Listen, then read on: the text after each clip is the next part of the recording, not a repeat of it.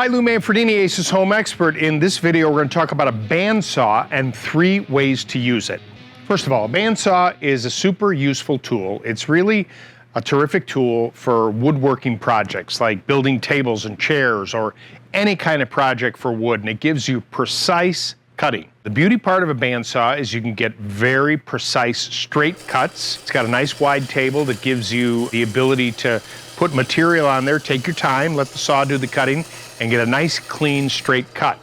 If the blade is thin enough, you can actually do curved cutting as well, even circles, as long as they're small enough to not hit the bar that is part of the bandsaw that you have to limit yourself to, but it will do that with the correct blade. And also, the table can be articulated, and so if you need to make an angle cut, you can do that with a bandsaw as well. It is not a replacement for a table saw, but if you're looking for precise cutting, these 3 ways of cutting will give you the results you're looking for. Coming up next, my video on a scroll saw and 3 ways to use it.